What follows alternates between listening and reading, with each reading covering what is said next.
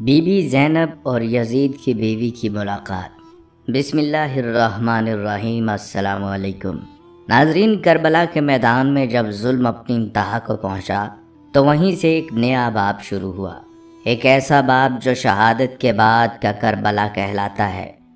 وہ وقت جب نیزے بلند تھے، قافلے بکھر چکے تھے اور رسیاں آل رسول صلی اللہ علیہ وسلم کے ہاتھوں کو جکڑے کھڑی تھیں، لیکن کہانی یہیں ختم نہیں ہوئی، بلکہ یہیں سے ایک طوفان اٹھا۔ یزید کے دربار میں وہ مناظر پیش آئے جنہیں سن کر آج بھی کلیجہ منہ کو آتا ہے، اور انہی لمحات میں یزید کی بیوی کی نظر حضرت زینب پر پڑی۔ پھر ایسا مکالمہ ہوا جس نے محل کے در و دیوار ہلا دیے، اور پھر وہ عظیم لمحہ جب زنجیروں میں جکڑی ہوئی ایک عورت نے ظلم کے تاجدار یزید کو بڑے دربار میں للکارا۔ کیا تھا وہ منظر؟ کیا ہوا دربار شام میں؟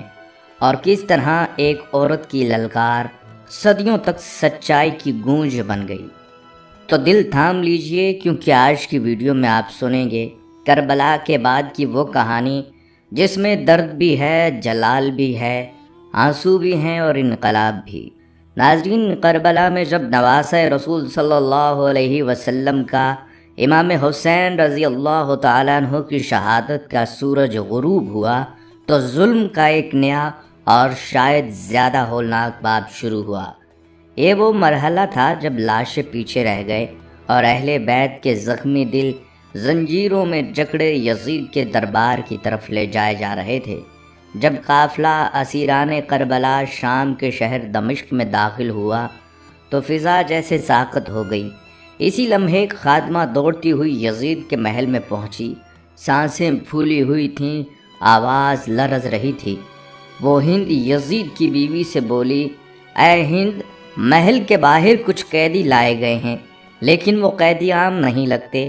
ان کے چہروں پر ایسا نور ہے کہ دل کانپ اٹھتا ہے، ان کا حال ایسا ہے کہ کلیجہ منہ کو آتا ہے، جیسے تقدیر خود رو رہی ہو۔ یہ سننا تھا کہ ہند، جو پہلے سے بے چینی محسوس کر رہی تھی، فوراً اٹھ کھڑی ہوئی۔ اس نے عمدہ لباس زیب تن کیا، خوشبو لگائی، چادر اوڑھی اور خادمہ کو حکم دیا، میرے لیے کرسی لائی جائے۔ وہ کرسی پر آ بیٹھی اور قیدی خواتین کو غور سے دیکھنے لگی۔ بی بی زینب رضی اللہ تعالیٰ عنہ کی نظر جیسے ہی اس پر پڑی، اس کا دل دھڑکنے لگا۔ انہوں نے پہچان لیا اور اپنی بہن ام کلثوم سے آہستگی سے کہا، بہن، کیا تم اس عورت کو پہچانتی ہو؟ ام کلثوم نے نفی میں جواب دیا۔ بی بی زینب رضی اللہ تعالی عنہا نے کہا، یہ ہند بنت عبداللہ ہے، ہماری وہی خادمہ جو مدینہ میں ہمارے گھر کا کام کیا کرتی تھی۔ یہ سن کر دونوں بہنوں نے اپنے سر جھکا لیے، کہیں وہ پہچان نہ لے، لیکن ہند کی نظریں دونوں پر جمی رہیں۔ وہ قریب آئی اور نرمی سے پوچھا، کیا بات ہے؟ کیا بات کیا آپ نے ابھی ایک دوسرے سے، اور اس طرح چپ کیوں ہو گئیں؟ بی بی زینب رضی اللہ تعالیٰ عنہ نے خاموشی اختیار کی۔ ہند نے سوال دہرایا، آپ کون ہیں اور کہاں سے آئی ہیں؟ اب کے بار بی بی زینب رضی اللہ تعالیٰ عنہ نے نرم مگر گہرے لہجے میں جواب دیا، ہم مدینہ منورہ کے رہنے والے ہیں۔ مدینہ کا نام سن کر ہند کی حالت بدل گئی۔ وہ فوراً کرسی سے کھڑی ہو گئی اور بولی، کیا آپ مدینہ والوں کو جانتی ہیں؟ کیا آپ میرے آقا مولا علی، امام حسن، امام حسین اور بی بی فاطمہ رضی اللہ تعالیٰ عنہ کے گھر والوں کے بارے میں کچھ جانتی ہیں؟ میں اس گھر کی وفادار خادمہ رہی ہوں، مجھے ان سے بے پناہ محبت ہے، خاص طور پر بی بی زینب رضی اللہ تعالیٰ عنہ، میں ان کے بچپن کی خادمہ ہوں۔ بی بی زینب کی آنکھوں سے آنسو بہنے لگے۔ انہوں نے دھیمے لہجے میں پوچھا، تم اس گھر کے کن افراد کو جانتی ہو؟ ہند آپ دیدہ ہو کر بولی، میں در و دیوار کو جانتی ہوں، ان کے سجدوں، ان کی اذانوں، ان کے نرگسی چہروں کو جانتی ہوں، ان کے چھوٹے قدموں کو جو حرم نبوی کے آنگن میں دوڑتے تھے۔ پھر اس نے لرزتے ہوئے سوال کیا، بی بی مجھے بتائیں، میرے آقا حسین رضی اللہ تعالیٰ عنہ کہاں ہیں؟ ان کی اولاد، ان کی بیٹیاں، بی بی زینب، وہ کہاں ہیں؟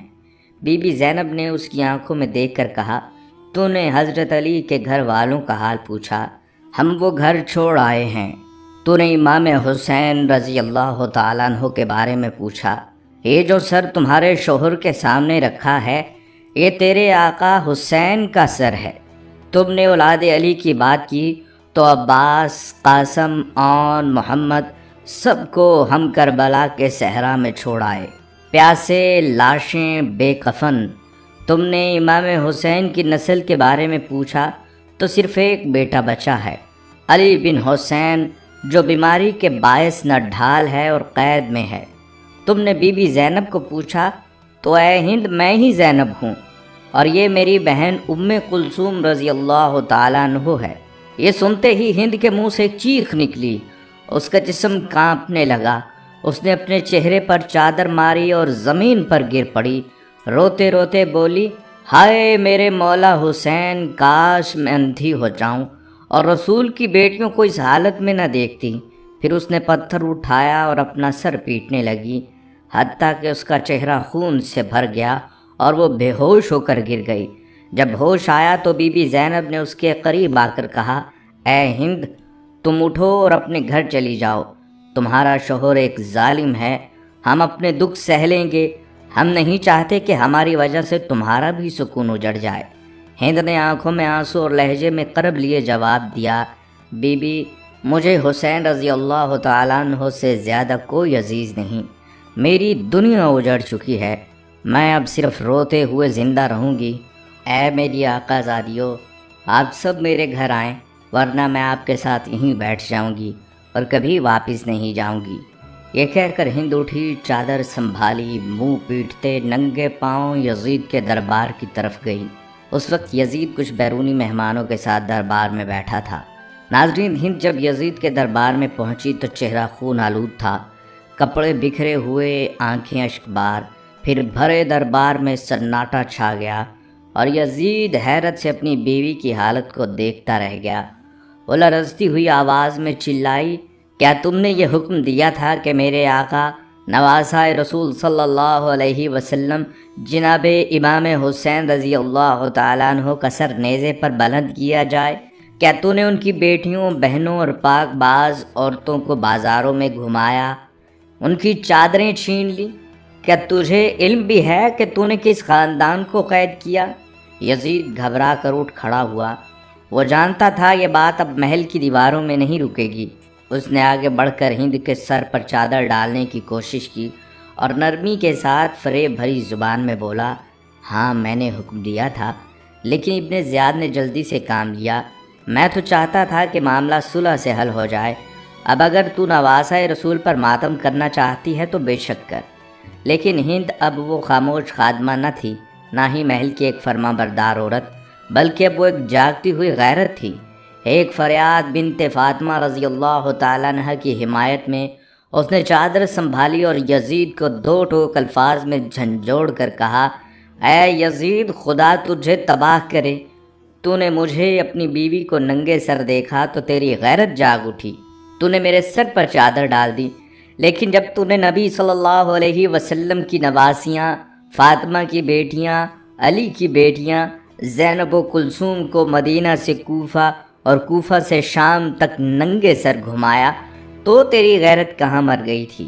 بازاروں میں، گلیوں میں، درباروں میں تو نے انہیں نامحرموں کے سامنے پیش کیا، اور آج مجھے دیکھ کر تیری آنکھیں جھکنے لگیں، لعنت ہو تجھ پر۔ یہ کہتے ہوئے ہند لرز رہی تھی، اس کے الفاظ آندھی بن چکے تھے اور پورا دربار خاموش تماشائی تھا۔ پھر ہند کی یہ چیخیں، اس کی فریاد ایسی تھی کہ جو صرف یزید تک نہ رہیں بلکہ اس کی محل کی دوسری عورتوں تک بھی پہنچ گئیں۔ یزید کی دوسری بیویاں، لونڈیاں، خادمائیں سب یہ منظر دیکھ کر پھوٹ پھوٹ کر رو دیں، چیخنے لگیں، ہائے مظلوم حسین، ہائے بی بی زینب، ہائے محمد صلی اللہ علیہ وسلم کی بیٹیاں۔ پورا محل نوحہ خانہ بن گیا۔ یزید کے دربار میں ماتم کی آوازیں بلند ہونے لگیں، چیخو پکار، آہو زاری، ایسا منظر جس نے شام کے اموی دربار کو لرزا کر رکھ دیا۔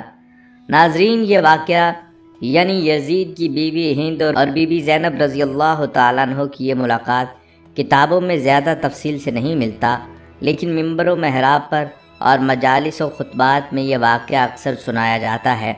اس کا مقصد بس یہ ہے کہ اہل بیت کی مظلومیت کو اجاگر کیا جائے، بتایا جائے کہ رسول پاک صلی اللہ علیہ وسلم کے نواسے اور نواسیاں کس حال میں یزید کے دربار میں لائی گئیں، لیکن ناظرین جو حقیقت پر مبنی مستند واقعہ ہے وہ ابھی آنا باقی ہے، اور وہ ہے بی بی زینب کا وہ بے مثال جرت مندانہ خطبہ جو انہوں نے یزید کے دربار میں قیدی کی حالت میں کھڑے ہو کر دیا۔ تو آئیے اب اس عظیم خطبے کی جانب بڑھتے ہیں جہاں ایک عورت مگر شیر دل بیٹی علی رضی اللہ تعالیٰ عنہ ظلم کے تخت پر بیٹھے یزید کو للکارتی ہے۔ ناظرین، کربلا ختم ہوا جو آغاز ہونے جا رہا تھا وہ تاریخ کا سب سے زلزلہ خیز لمحہ تھا۔ خون سے لت پت قافلہ رسول اللہ صلی اللہ علیہ وسلم کے نواسے کا سر نیزے پر عصمت کی چادر چھینی جا چکی، خواتین اہل بیت سر برہنہ اور قافلہ یزیدیوں کے دربار میں کھڑا تھا۔ وہاں یزید کی مسند سجی ہوئی تھی، اور اسی دربار میں جب بی بی زینب کی نگاہ امام حسین رضی اللہ تعالیٰ عنہ کے خون آلود سر مبارک پر پڑی تو آنکھیں نم ہو گئیں، دل کٹ گیا، اور ایک ایسی فریاد بلند ہوئی کہ کائنات بھی تڑپ اٹھی۔ اے حسین، اے محبوب خدا، اے مکہ و مینا کے بیٹے، اے فاطمہ تو زہرا کے لال، اے مصطفیٰ کے نواسے۔ راوی کہتا ہے خدا کی قسم بی بی زینب کی آواز نے دربار میں بیٹھے سب لوگوں کو رلا دیا۔ یزید اسی طرح خاموش تھا جیسے سانپ سونگھ گیا ہو، لیکن ظلم کی انتہا تو بھی باقی تھی۔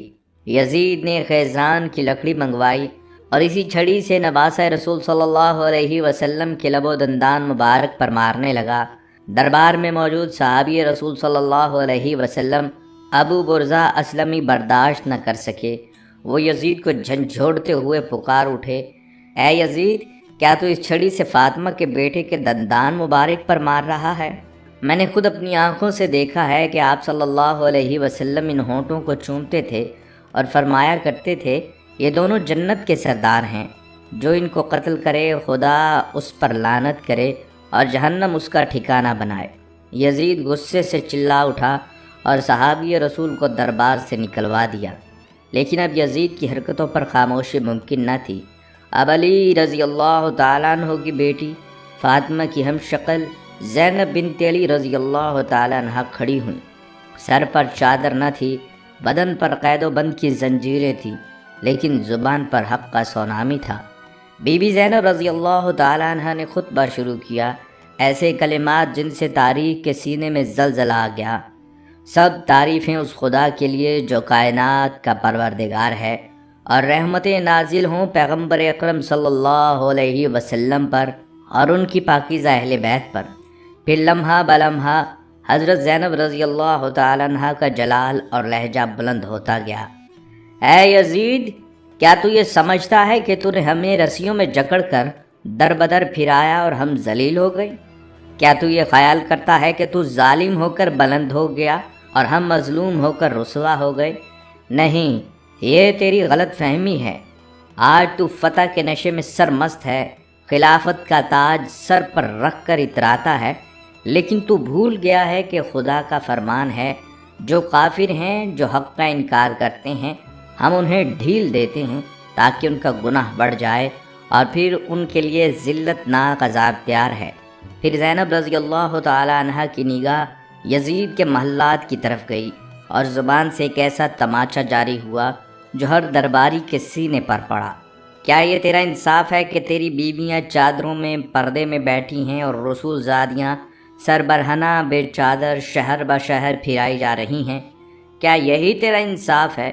یاد رکھ، ہماری چادریں تو تو نے چھینی ہیں، ہماری حرمت تو تو نے پامال کی ہے، لیکن خدا آل محمد صلی اللہ علیہ وسلم کا انتقام تجھ سے لے گا۔ قرآن کہتا ہے جو لوگ اللہ کی راہ میں قتل ہو جائیں انہیں مردہ مت کہو، وہ اپنے رب کے پاس زندہ ہیں، رزق پا رہے ہیں۔ تو نے سمجھا کہ تو ہمیں مٹا دے گا؟ ہرگز نہیں، تو ہماری یاد کو لوگوں کے دلوں سے نہیں مٹا سکتا۔ نہ وہی کے آثار مٹیں گے، نہ ہماری عظمت گھٹے گی۔ تو جتنا چاہے فریب کر، جتنا چاہے مکر کر، مگر یاد رکھ تو نے جو جرم کیا ہے اس کا داغ قیامت تک تیرے ماتھے پر چمکتا رہے گا۔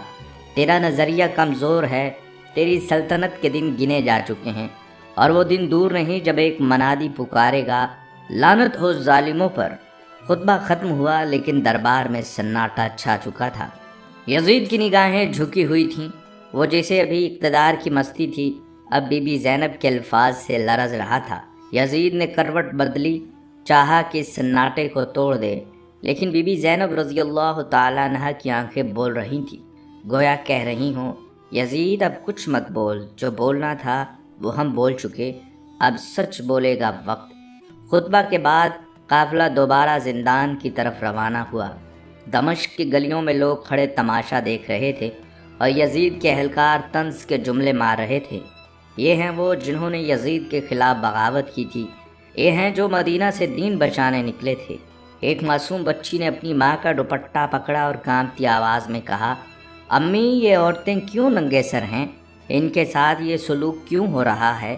ایک عورت روتے ہوئے بولی، یہ حسین کی بہن ہے، یہ فاطمہ کی بیٹی ہے، یہ علی کی زینب ہے۔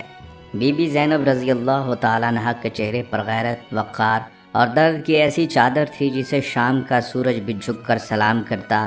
ناظرین، رات کو قیدی زندان شام میں تھے۔ دھوپ میں جلا ہوا بدن، بھوک، پیاس اور چھین لی گئی چادریں۔ اسی حالت میں ایک بچی حضرت سکینہ رضی اللہ تعالیٰ عنہ کانپتی ہوئی بیٹھی تھیں۔ سامنے نیزے پر امام حسین کا سر تھا۔ سکینہ وہی دیکھے جا رہی تھیں۔ بابا آپ کب واپس آئیں گے؟ بابا ہم بہت تھک گئے ہیں، یہ لوگ ہمیں ماریں گے نا؟ بی بی زینب نے جلدی سے انہیں سینے سے لگا لیا اور ایک سسکی لے کر بولی، نہیں بیٹی، کوئی کچھ نہیں کہے گا، تمہارے بابا نے ہمیں امان دی ہے۔ لیکن بی بی زینب کے آنسو کچھ اور کہانی سنا رہے تھے۔ رات کے پچھلے پہر دروازے پر دستک ہوئی۔ ایک باندی آئی، چپکے سے چند چادریں، کچھ کھجوریں اور ایک مٹی کا برتن زمین پر رکھا اور بس اتنا کہا کہ ہند نے بھیجا ہے، وہ چاہتی ہیں کہ بی بی زینب ان چیزوں کو لے لیں۔ بی بی زینب رضی اللہ تعالیٰ عنہ نے چادر کو ہاتھ تک نہ لگایا اور صرف اتنا کہا، ہم رسول کے گھر والے ہیں، ظالموں سے بھیک نہیں لیا کرتے۔ ناظرین، اگلے دن یزید نے دربار میں سب کو جمع کیا۔ مختلف ملکوں کے سفیر، درباری اور سردار موجود تھے۔ یزید چاہتا تھا کہ قیدیوں کو ذلیل کر کے اپنے اقتدار کا پرچار کرے، لیکن جب امام زین العابدین کھڑے ہوئے، لرزتے بدن، زنجیروں میں جکڑے ہاتھ اور کمزوری سے جھکی ہوئی آنکھوں کے ساتھ، تو ان کی آواز آسمان کو چیر گئی، اے لوگو، میں علی کا بیٹا ہوں، میں فاطمہ کا پوتا ہوں، میں محمد مصطفیٰ صلی اللہ علیہ وسلم کا نواسا ہوں۔ در و دیوار ہل گئے، بعض درباریوں کے ہاتھ سے کاسے گر گئے، کچھ لوگوں کی داڑھیاں بھیگ گئیں۔ یزید کے چہرے کا رنگ زرد ہو گیا اور امام زین العابدین نے جملہ مارا، اے یزید، تو سمجھتا ہے کہ فتح پالی؟ نہیں، ہم تو وہ ہیں جنہیں شہادت وراثت میں ملی ہے۔ ناظرین، چند دن بعد یزید نے اہل بیت کو رہا کرنے کا اعلان کیا۔ کچھ کہتے ہیں یہ عوامی دباؤ تھا، کچھ کہتے ہیں بی بی زینب کے خطبے کا اثر تھا۔ یزید کی زبان پر عجیب و غریب جملے تھے۔ ابن زیاد نے قتل میں جلدی کی، میں حسین علیہ السلام کو قتل نہیں کرنا چاہتا تھا، لیکن بی بی زینب خاموش تھیں، ان کی خاموشی چیخ رہی تھی، یزید جو کچھ کیا ہے وہ تاریخ کے سینے پر ثبت ہو چکا ہے۔ ناظرین، قافلہ جب مدینہ واپس پہنچا تو لوگوں کا ہجوم تھا۔ ایک طرف پرانے خادم رو رہے تھے، دوسری طرف مدینے کی عورتیں صدمے میں تھیں۔ بی بی زینب رضی اللہ تعالیٰ عنہ سیدھی نانا رسول صلی اللہ علیہ وسلم کے روضے پر گئیں۔ دروازے پر پہنچ کر سر جھکایا اور بس اتنا کہا، نانا جان، ہم آپ کا دین بچانے نکلے تھے مگر سب کچھ گنوا بیٹھے۔ فضا ساکت ہو گئی۔ رسول اللہ صلی اللہ علیہ وسلم کی مسجد میں رونے کی آواز گونجنے لگی۔ قافلہ جیسے ہی مدینہ کے باہر پہنچا، لوگوں کو خبر دی گئی، آل محمد صلی اللہ علیہ وسلم واپس آ چکے ہیں، لیکن امام حسین کے بغیر۔ مدینہ کے بزرگ، عورتیں، بچے سب ننگے پاؤں دوڑتے باہر نکلے۔ درختوں کے سائے کانپنے لگے، ہواؤں نے اپنے جھونکے روک لیے اور فضا میں صرف ایک آواز گونج رہی تھی، اے حسین، اے زینب۔